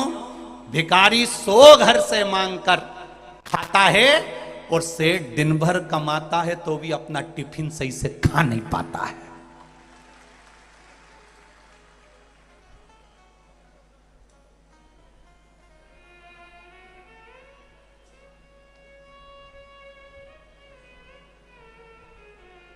सेठ कहना बंद कर दो, कोई मतलब करनी है। जब तुम प्रेम से 2 रोटी सही से नहीं खा पा रहे हो, खाते समय भी मोबाइल हेडफोन लगा हुआ है, धर्म पत्नी के मुख से एक बार भी नहीं निकलता कि तुम अच्छे से रोटी खाओ, ये सब काम बाद में होता रहेगा। धर्म पत्नी का लक्षण है कि वो एक बार अपने पति को भोजन की थाली पर टोक दे कि स्वामी आप भोजन अच्छे से करिए, ये सब बात बाद में होती रहेगी। आप किसके लिए इतनी मेहनत कर रहे हो? 24 घंटे तो लगे रहते हो, कम से कम आप थोड़ा सा भोजन अच्छे से करो, कम से कम बीपी शुगर या ये शरीर में रोग तो नहीं आएगा। आप अगर अच्छे रहेंगे तो ही तो काम आगे बढ़ेगा, तो ही तो कार्य चलता रहेगा। अब आपका शरीर ही ठीक नहीं है तो आप किसके लिए कमाएंगे? फिर किसके लिए? आप फिर किसके लिए कमा रहे हैं? ये धर्म पत्नी का फर्ज है जो अपने पति को कहे। मंदोदरी अपने पति को समझाती थी, भले पति समझे ना समझे। मंदोदरी अपने पति को बार बार ज्ञान उपदेश देती थी, वो समझे ना समझे, पर अपने पति को कहना बंद नहीं करा मंदोदरी ने। एक पत्नी वो होती है, अगर पति चिल्ला के दौड़ जाए, पति कुछ बोल दे तो पत्नी बोलना बंद कर देती है, फिर बोलती ही नहीं, मैं काय को बोलूं, मुझे क्या करना, अच्छा है जाओ तुम। तो नहीं, तुम धर्म पत्नी हो, तुम्हारा फर्ज है। मंदोदरी के ऊपर लंकाधिपति रावण ने तलवार तक खींच ली थी, मैं तुझे मार दूंगा मंदोदरी, अब मत कहना कि जानकी जी को वापस पहुंचाया हूं। तो भी मंदोदरी ने कहना बंद नहीं करा, तुम मेरे प्राण ले लो, मना नहीं, पर मैं तुमको समझाए बिना नहीं रहूंगी, सलाह देती रहूंगी कि तुम सतमार्ग पर चलो, भले दुनिया को बुरा लगता रहे पर अपन अपना मार्ग बताते रहो। अपन अपना मार्ग बताना, पीछे मत हटना। कई लोगों को बुरा लगता होगा, सियोर वाला महाराज ये बोल देता है, वो बोल देता है, पर निवेदन है, जब मंदोदरी अपना काम नहीं छोड़ रही तो सियोर वाला महाराज अपना काम कैसे छोड़ सकता है? कैसे छोड़ दे? वो सतमार्ग पर लाना, ले जाना, सतमार्ग की ओर प्रेरित करना, सतमार्ग की ओर आगे बढ़ाना। भले दुनिया के लोग अपशब्द कहें, ताने दे, गालियां दे, आड़ा टेढ़ा बोलते रहे, पर आप अपनी मस्ती में मंदोदरी जैसा जीवन। मंदोदरी कोई सहज नहीं थी, बड़ी विद्वानों में विद्वान, सप्त ऋषियों ने अपना ज्ञान मंदोदरी को दे रखा था, इसलिए मंदोदरी रावण जैसे विद्वान को समझाती थी। विद्वान और विद्यावान दोनों में अंतर है।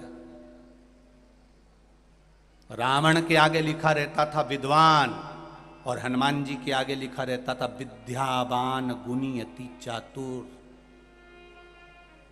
रावण के आगे विद्वान लिखा रहता था और हनुमान जी के आगे विद्यावान लिखा रहता था। विद्वान और विद्यावान में अंतर है। विद्वान जो होता है वो दूसरे को नीचा दिखाने का प्रयास करता है और विद्यावान दूसरे को उठाने का प्रयास करता है।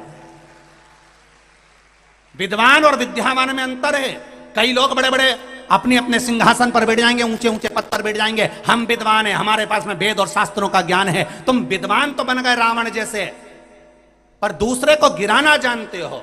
और मेरा हनुमान जिनके आगे लिखा है विद्यावान गुणी अति चातुर, वो विद्यावान है, इसलिए लक्ष्मण मूर्छित भी हो गए तो रात भर में जड़ी बूटी ढूंढकर उठाने का प्रयास करते हैं, वो विद्यावान। तुम्हारी विद्वत्ता वो किसी काम की नहीं अगर दूसरे को नीचे गिरा रहे हो। तुम्हारा विद्वत्पन वो किसी काम का नहीं अगर दूसरे को नीचा दिखा रहे हो। तुम्हारी विद्वत्ता वो किसी काम की नहीं जो दूसरे पर उंगली उठा रहे हो। तो विद्वान और विद्यावान में अंतर है। विद्वान लंकाधिपति रावण है जो दूसरे को हमेशा नीचा दिखाता है। मंदोदरी तो मुझे जानती नहीं है, विभीषण को लात मारकर निकाल दिया, सगा भाई था। अगर इतना बड़ा विद्वान था तो यह सोचना था कि मेरा भाई कहां जाएगा, मेरा भाई कितनी ठोकर खाएगा, मेरे भाई को कहां कहां जाना पड़ेगा। तो विद्वान है ना, इतना बड़ा विद्वान बनता है तो अपने भाई को लात मारकर क्यों निकाल दिया। मेरे बराबर कोई नहीं, मैं दशानंद, मैं बड़ा विद्वान हूं। विद्वान दूसरे को नीचे नहीं दिखाता, भरी सभा में अपने भाई को लात नहीं मारता। और देखो विद्यावान का लक्षण कि वो विभीषण जब हनुमान जी के उस राम जी की शरणागति में मेरे राघव जी की पहुंचा। तो किसी ने कुछ नहीं बोला।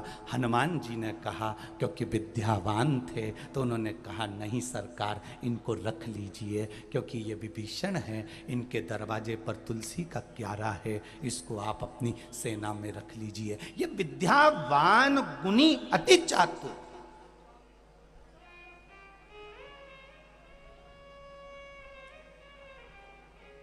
बहुत पढ़ लो, बहुत लिख लो, बहुत बड़े सिंहासन पर बैठ जाओ, बहुत बड़ी सत्ता तुम्हारे पास में आ जाए, तुम्हें बहुत बड़ी कुर्सी मिल जाए, तुम कहीं के अध्यक्ष उपाध्यक्ष, कहीं ये कहीं वो, कहीं तुम ये, तुम्हारे पास में कितने भी पद आ जाएं, पर तुम्हारी विद्वत्ता उसमें होना चाहिए कि तुम विद्वान मत बनना, विद्यावान बनना। कल जजमान लोग मिलने के लिए शाम को आए और हमारे सेवा भारती के कोई भाई उनका परिचय दे रहे थे, और सेवा भारती के कुछ भाई उनका परिचय दे रहे थे। तो उन्होंने परिचय में बहुत सुंदर सुंदर बातें हमको कही कि साहब ये हमारे यहाँ के सेठ जी हैं और ऐसा है, और कहा साहब ये प्रॉपर्टी डीलर हैं, ये इनकी कॉलोनियाँ बनाते हैं, कोई कहा इनका ये मील है, कोई कहा इनका ये है। पर ईमानदारी की बात कहूँगा, आप पांचों जजमान मिलने आए, पर मुझे नहीं लगा कि आप बहुत बड़े करोड़पति होगे, मुझे तो लगा शिव के भक्त हो। मुझे तो केवल आपकी सरलता दिखी, आपकी सहजता दिखी, आपकी नम्रता दिखी, और आपकी नम्रता में मालूम पड़ जाता है कि इनमें विद्यावान है कि विद्वान है।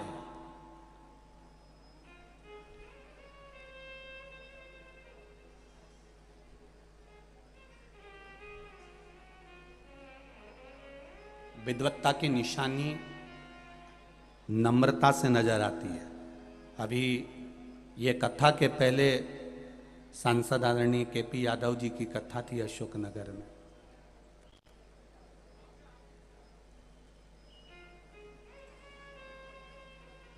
अच्छा लगा, लोगों के पास में सत्ता आ जाती है तो वो किसी को गिनते नहीं, पर हमने देखा वो दिन में भी कथा का रसतत्व, रात में भी जहाँ जहाँ भक्त लोग रुकते थे वहाँ सेवा के भाव से जाते थे। एक मंदसौर की बेटी ने पत्र लिखा है कि हमारे मंदसौर में ये शिव पुराण नहीं है, हमारे मंदसौर में ये कुंभ का मेला है, जिसमें दिन में भी और रात में भी एक जैसा आनंद आया है। ये बेटी है मनीषा बधेरवाल, केशव कुंज मंदसौर से हैं, उनका मोबाइल नंबर भी उन्होंने लिखा है। आप ही ने लिखा है बाबू, श्री शिवाय नमस्तुभ्यम। आपने पत्र में लिखा है ये मंदसौर नगर की शिव महापुराण की कथा नहीं है बाबू। बहुत सुंदर बात लिखी आपने, और एक बार दोनों हाथ हिला दो, श्री शिवाय नमस्तुभ्यम। ये मंदसौर नगर की शिव पुराण की कथा नहीं, ये हमारे मंदसौर नगर का कुंभ का मेला है। जितना दिन में आनंद आता है इस मंदसौर नगर के इस कथा के पंडाल में, रात में उससे ज्यादा आनंद आता है। लोग भजन करते हुए दिखते हैं चारों तरफ। उसमें लिखा आपने एक लाइन बड़ी सुंदर कि हमारा मन ही नहीं कर रहा कि ये कथा विराम हो और हम अपने घर जाएं, हम तो दिन और रात इस कथा का रसतत्व ग्रहण करते रहें। ये लक्ष्य है। बैठो बेटा, श्री शिवाय नमस्तुभ्यम। ये लक्ष्यता है हमारी, ये आनंदता है हमारी।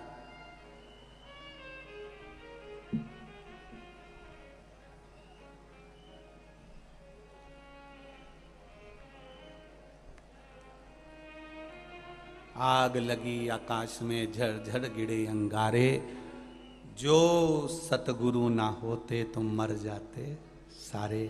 कहीं ना कहीं शिव भक्ति का एक आनंद अपने जीवन में उतारो। सेठ भिखारी 100 घर से मांगकर खाता है और चैन की जिंदगी जीता है, और सेठ 24 घंटा कमाता है और एक टिफिन भी सही से नहीं खा पाता है। एक टिफिन भोजन का दुकान पर रखा है, 4 बार नौकर ने कह दिया सेठ जी मुझे भूख लग रही है, नौकर को छुट्टी दे दी, पर खुद छुट्टी नहीं ले पाया, खुद छुट्टी नहीं ले पा रहा कि मैं खा लूं। खाने के लिए अंदर बैठा है और बाहर ध्यान है। देख ले वो ग्राहक क्यों खड़ा है, उसको देख ले जरा, और मुंह में रोटी केवल ठूस रहा है और ध्यान ग्राहक पर है। नहीं रे भाई, बहुत छोटा सा जीवन है, इसको खूब खुशियों से जियो, खूब खुशियों से। जब इस जीवन को आप खुशियों से जियोगे, इस जीवन को आप आनंदता से जियोगे, तो एक आनंद की अनुभूति अलग से होगी, अलग से।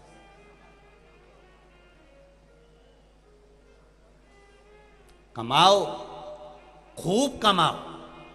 मेरा भोलेनाथ, जितना आपने इस कथा में अगर लगाया हो या कहीं समर्पित किया हो या सेवा भारती के प्रकल्प में कहीं साथ दिया हो, तो मेरा महादेव आपको खूब दे, मना नहीं है। कमाओ, खूब कमाओ, तुम्हारे शरीर की कैपेसिटी से ज्यादा कमाओ। पर एक बात अपने दिमाग में बिठा कर रखना कि कमाई के साथ में थोड़ा अपने शरीर पर भी खर्च करो और अपने जीवन को खुशियों के साथ में जियो, खुशियों के साथ। इस जीवन को थोड़ा सा अच्छा जीने का प्रयास करिए।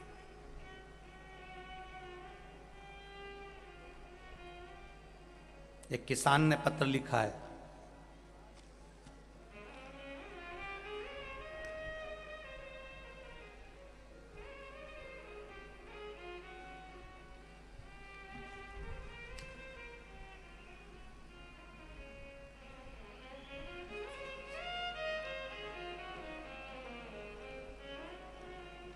धर्मेंद्र राजेश्वर, चंदवासा गांव, तहसील शामगढ़, जिला मंदसौर से आया हूं।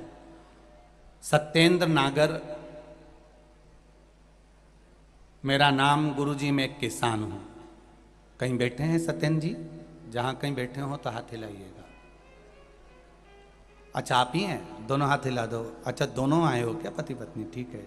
श्री शिवाय नमस्तुभ्यम, हाथ हिला दीजिए एक बार। श्री शिवाय नमस्तुभ्यम। मैं सत्येंद्र नागर हूँ, एक किसान हूँ। मेरा बचपन से लेकर अभी तक का जीवन किसानी में बीता है गुरुजी। 2 बीघा खेत है मेरे, उसमें गेहूं की फसल बोई थी। उसके ऊपर बिजली के तार जा रहे थे गुरुजी। मैं रोजाना उनकी निगरानी करता था। पर जब आपकी शिव महापुराण की कथा रतलाम में चल रही थी, तब मैं घर पर बैठकर कथा सुन रहा था और खेतों में नहीं पहुंच पाया। तभी वो तारों से खेत में आग लग गई गुरुदेव। और आग लगी, किसी ने आकर कहा कि तुम्हारे खेत में आग लग गई है बिजली के तारों से। मैं भागा गुरुदेव। खेतों पर जब मैं गया, पूरे गांव के लोग मेरे साथ दौड़कर जब मेरे खेत पर पहुंचे, तो हम क्या देख रहे थे कि हम तो यहाँ शंकर की कथा सुन रहे थे, वहां पर एक काले रंग का व्यक्ति पूरी आग को बुझा रहा था। एक काले रंग का आदमी पूरी आग को बुझा रहा था। और एक भी गांव वाले ने और एक भी हम लोगों ने एक बाल्टी पानी नहीं डाला, और उस काले रंग के आदमी ने पूरी आग को बुझा दिया। उसके बाद भी गुरुजी बाबा की कृपा देखिए, मेरे 2 बीघे खेत में जो गेहूं हमेशा कम आता था, उसमें 25 क्विंटल गेहूं बाबा ने मुझे दिया। शिव की कृपा। बैठिए महोदय। श्री शिवाय नमस्तुभ्यम। बैठिए। ये शिव है। ओ घड़ी, हम उसके भरोसे पर जी। करो काम, कर्म करना, पीछे नहीं हटना। पढ़ाई करो, डॉक्टर बनो, इंजीनियर बनो, तुम्हारी पढ़ाई पूरी करिए और बड़े दिल से करिए, पर साथ में उस पर भरोसा रखिए, उस पर भरोसा। हमने पहले भी कथा में कहा, तुम भगवान का द्वार संभाल लो, तुम भगवान की कथा संभाल लो, तुम भगवान की कथा को संभालो, वो तुम्हारा घर संभालेगा, निश्चित है संभालेगा। उसने जन्म दिया है हमको। माता के गर्भ में जब पेट भरकर भोजन दे सकता है, माता के गर्भ में जब हमारी सुरक्षा कर सकता है, माता के गर्भ में जब रह सकता है। कितनी विचित्र बात भीम और अर्जुन ने भगवान कृष्ण से कही, एक कन्हैया, मेरे 5 पुत्र सो रहे थे द्रौपदी की और तुमने उसको नहीं बचाया, और मां उत्तरा के गर्भ में पहुंच गए बचाने के लिए।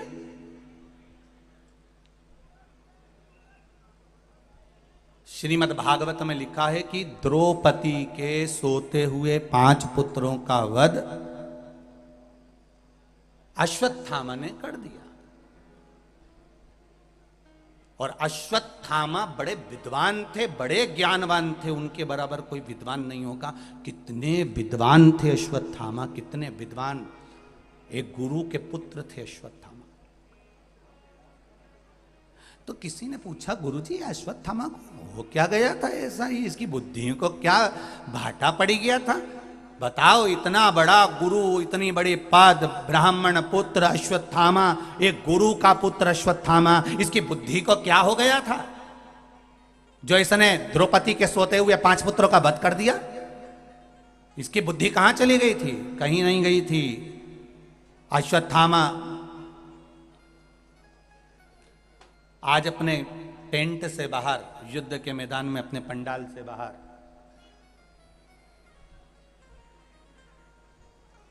पंडाल से बाहर अश्वत्थामा बैठा हुआ था। और अश्वत्थामा जब पंडाल के बाहर बैठा हुआ था, उस जगह पर जब पंडाल के बाहर बैठा है, उस जगह पर बैठे बैठे अश्वत्थामा ने क्या देखा? अश्वत्थामा क्या देख रहा था? अश्वत्थामा क्या देखता है कि एक उल्लू पेड़ पर आकर बैठ गया। एक उल्लू पेड़ पर आकर बैठा और उल्लू ने क्या करा?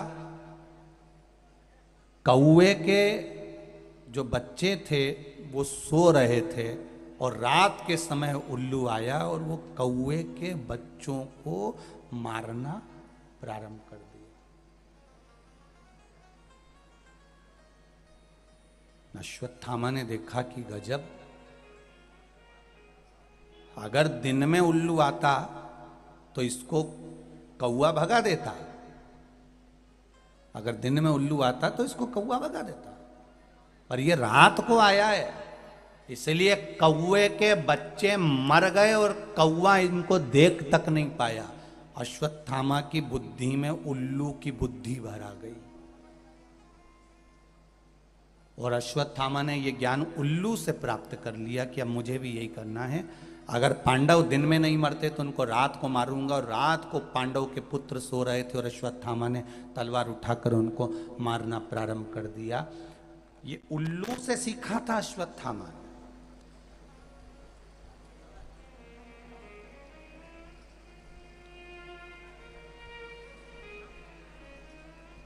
एक विद्वान, कितना प्रबल विद्वान अश्वत्थामा, जिसने द्रौपदी के सोते हुए 5 पुत्रों को मार दिया।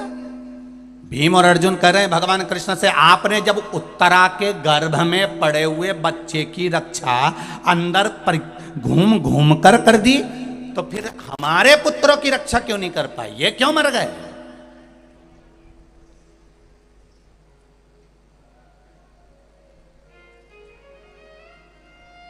इनके मरने का कारण क्या है?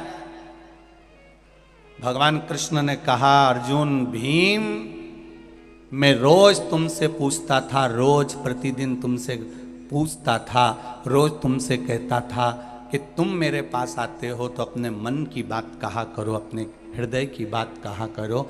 मैं रोज तुमसे कहता था कि तुम्हारे मन में कुछ चल रहा हो तो बताओ, तुम्हारे भीतर कुछ हो तो बोलो, तुम्हारे भीतर कुछ चल रहा हो तो बोलो।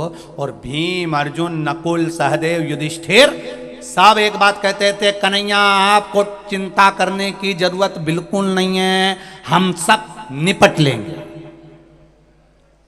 आपने कहा था कि हमें चिंता करने की जरूरत नहीं है, हम सब निपट लेंगे। अब तुमने ये कह दिया रोज प्रतिदिन कि हमें चिंता करने की जरूरत नहीं है, हम सब निपट लेंगे। पर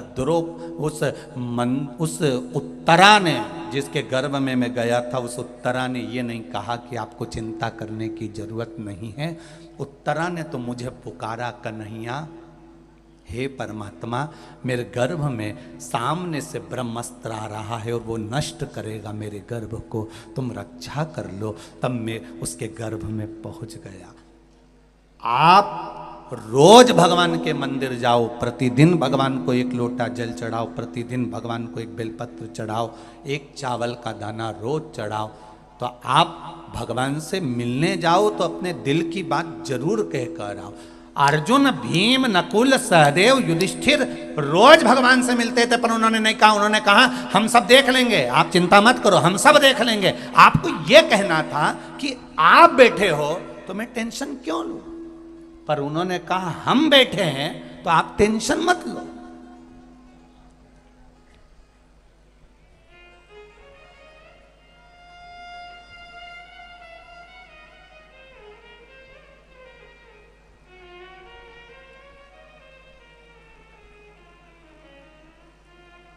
कहीं कहीं का होता है सब, बात बात एक ही बात, मैं बैठा हूं ना, तुम्हें टेंशन लेने की जरूरत नहीं है, मैं बैठा हूं ना, तुम्हें टेंशन लेने की जरूरत नहीं है, मैं बैठा हूं ना, तुम्हें टेंशन लेने की जरूरत नहीं है। और इतनी देर में जनरेटर बंद हो जाए तो, और उससे कहे जनरेटर बंद हो गया तो मैं कहीं करूं, कहीं मैं जनरेटर के अंदर घुस जाऊं, तो तू ही तो बोल रहा था मैं बैठा हूं ना, तो टेंशन लेने की जरूरत नहीं है।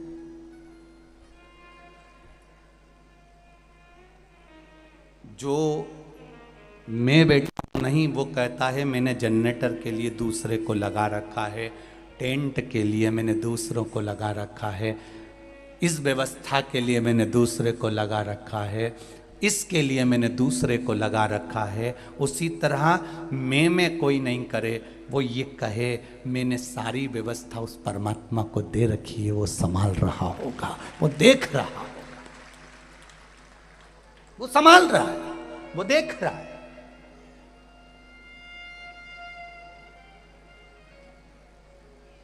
चिकित्सा विभाग की बेटियां, चिकित्सा विभाग के बेटे, चिकित्सा विभाग की बेटियां, जरा सा सफोकेशन हुआ, थोड़ी सी गर्मी पड़ गई, थोड़ा सा बारिश पड़ गई, थोड़ा सा कुछ हुआ, सूचना मिली बेटियों को कि यहां किसी को स्वास्थ्य गड़बड़ हुआ, तो उन्होंने तुरंत आई, देखी, तुरंत।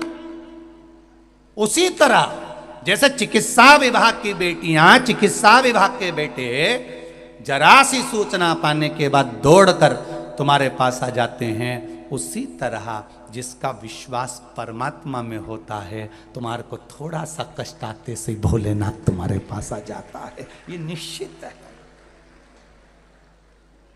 ये निश्चितता है।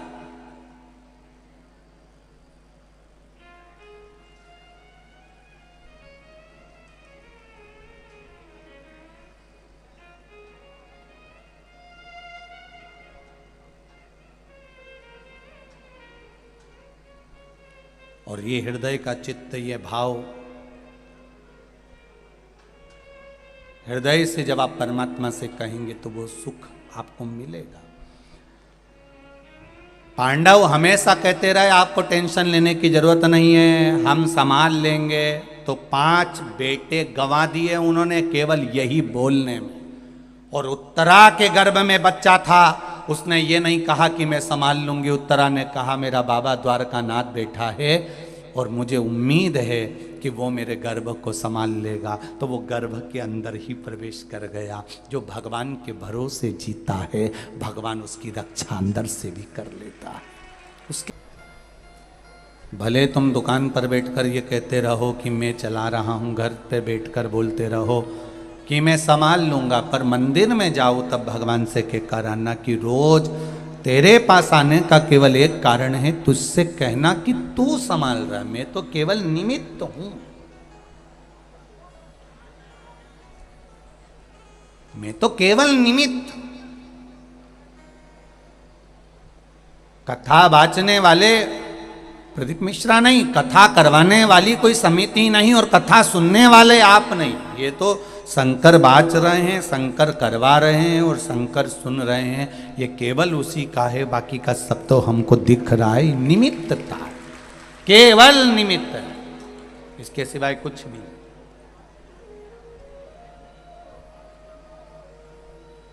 हनुमान जी संजीवनी लेकर आए, ये दुनिया जानती है। जब लक्ष्मण मूर्छित हुए संजीवनी कौन लेकर आए थे? जम के बोलो जरा, बोलो, जम के बोलो जरा। हनुमान जी।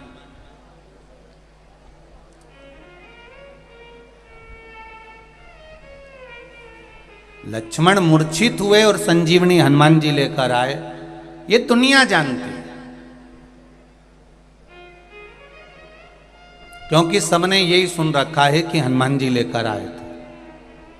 अब आपसे पूछूं कि आप बोल रहे हो कि संजीवनी हनुमान जी लेकर आए थे, तो भरत जी ने बाण छोड़ा था, हनुमान जी के पांव में लगा था, हनुमान जी अयोध्या में नीचे गिरे थे कि नहीं गिरे थे? गिरे थे ना। तो हनुमान जी जब अयोध्या में गिरे थे तो वो पर्वत जो हनुमान जी लेके जा रहे थे वो भी तो अयोध्या में गिरना था, वो गिरा था? अरे बोलो जम के, नहीं गिरा। क्यों नहीं गिरा? क्योंकि हनुमान जी जब संजीवनी लेकर जा रहे थे तो उन्होंने रास्ते में कह दिया था अगर मैं समय पर नहीं पहुंचा तो लक्ष्मण मर जाएगा, इसलिए हे सूर्य नारायण भगवान कृपा करना, मुझे पहले पहुंच जाने देना, अगर मैं पहुंच गया तो लक्ष्मण बच जाएगा। सूर्य नारायण भगवान ने सोचा हनुमान तू मेरा चेला है, मैंने तुझे गुरु मंत्र दिया है और तू अपने गुरु को बता रहा है कि तू लक्ष्मण को बचाएगा? तू अभी देख 2 मिनट में लीला कि तू लक्ष्मण को कैसे बचा सकता है। और भरत जी ने बाण छोड़ा, हनुमान जी को लगा, हनुमान जी नीचे गिरे, पर्वत ऊपर टंगा रिया हवा में। तब लक्ष्मण जी की मूर्छा, हनुमान जी की जब मूर्छा छूटी, मूर्छा छूटते से हनुमान जी ने जो पर्वत देखा तो ऊपर टंगा था, ऊपर टंगे हुए पर्वत को देखकर हनुमान जी की आंख में आंसू भर गए कि मैंने सूर्य नारायण भगवान से कहा था कि मैं समय पर पहुंच जाऊंगा तो लक्ष्मण को बचा लूंगा, पर मुझे क्या मालूम था, मैं तो निमित्त था। पर्वत उठाने वाला भी राम है और जिलाने वाला भी राम है, मैं तो निमित्त था।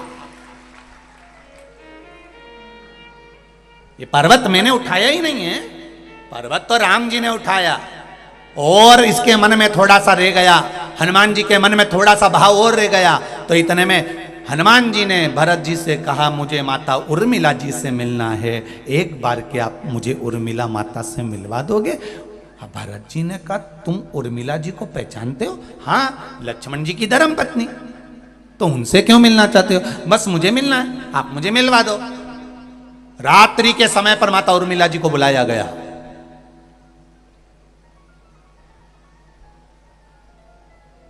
भारत की भूमि की पहली नारी थी जो अपने पति के लिए 14 साल तक हाथ में पानी का लोटा लेकर खड़ी रही थी, 14 वर्ष। क्यों? क्योंकि लक्ष्मण जी ने उर्मिला जी से कहा था मुझे प्यास लग रही है, पानी लेकर आ जा। उर्मिला जी पानी लेकर आई और लक्ष्मण जी ने कहा उर्मिला पानी तो अब तेरे हाथ का 14 साल के बाद पीऊँगा। 14 साल तक लोटे को लेकर खड़ी रही, ना सोई ना बैठी, वो उर्मिला थी। 14 वर्ष पानी के लोटे को लेकर खड़ी रही। वो तो आज के जमाने की नी थी। अगर आज के ज़माने की होती और पति कह देता पानी ला दे और ये ट्रे में पानी लेके आ जाती कि लो, और पति लैपटॉप पे काम कर रहा है या कंप्यूटर पर काम कर रहा है या लिखा पढ़ी कर रहा है, फिर बोलती ले लो, पति अपने काम में लगा हुआ है, इसने ट्रे नीचे धरी, तुम्हारे बाप के नोक का धरे रखा, पी लेना है जब पीना हो। वो गई वो तो वो जाए। एक कप चाय बनाती है और 25 बार सुनाती है जगदम्बा। 4 घंटे से रखी है, पी लो, ठंडी हो रही है, डबल से गर्म नहीं करूंगी, पहले बोल दे रही हूं। तो पति भी कह देता है मत कर, तेरी जीवान से इतनी गर्म हो गई, उसको वैसे ही पी जाऊंगा। और बेचारा ठंडी चाय भी पी गया, उन्हें एक बार नहीं की है, गर्म कर ला डबल से।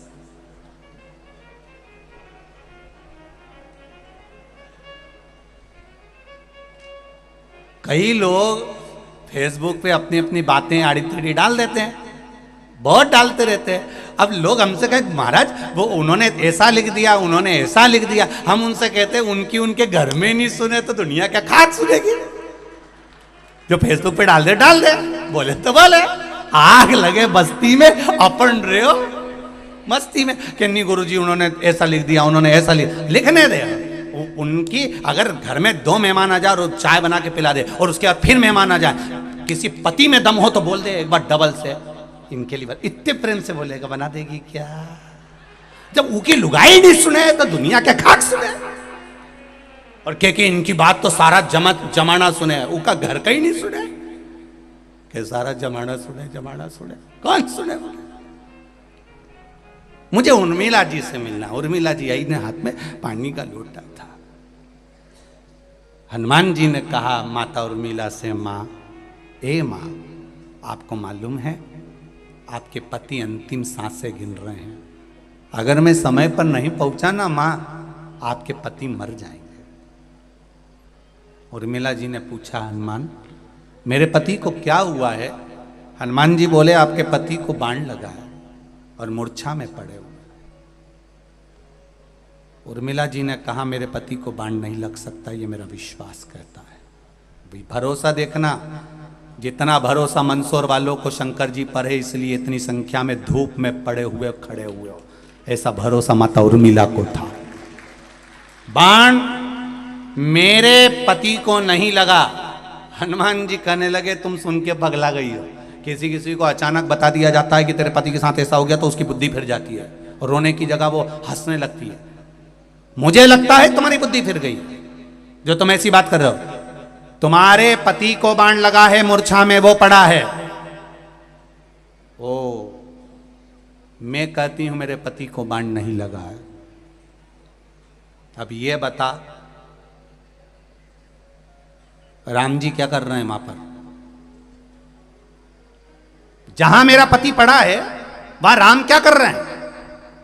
हनुमान जी बोले, अब भाई को देख के रो रहे हैं, आंख में आंसू हैं। जिस भाई की दशा ऐसी है तो रोएंगे नहीं क्या?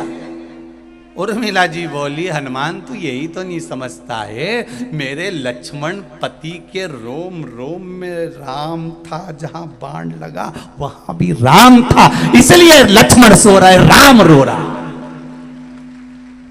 लक्ष्मण सो रहे हैं, रो राम रहा है, क्योंकि बाण लक्ष्मण को नहीं, जम के बोलो, राम को लगा है। तो हनुमान जी ने पूछा, फिर लक्ष्मण जी काय को सो रहे हैं? उर्मिला जी बोली, जब यहाँ से गए थे तो उन्होंने संकल्प लिया था 14 वर्ष तक नारी और निंद्रा का त्याग करता हूँ। मेरे राम जी ने सोचा, एक व्यक्ति अनंत चौदस के दिन, अनंत चतुर्दशी के दिन झांकी देखने में रात भर जगता है तो दूसरे दिन दुकान भी सही से नहीं खोलता है।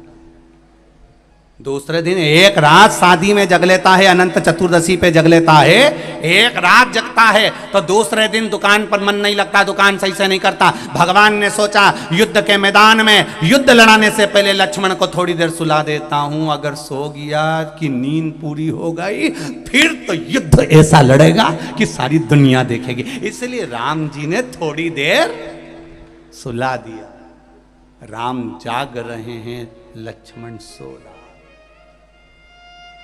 बाण जहाँ रोम रोम में राम है, बाण भी वहीं लगा है। ये तो दुनिया को दिखा कि संजीवनी हनुमान जी ले गए, पर हनुमान जी नहीं ले गए, वो तो राम जी लेके जा रहे थे। हनुमान तो निमित्त थे।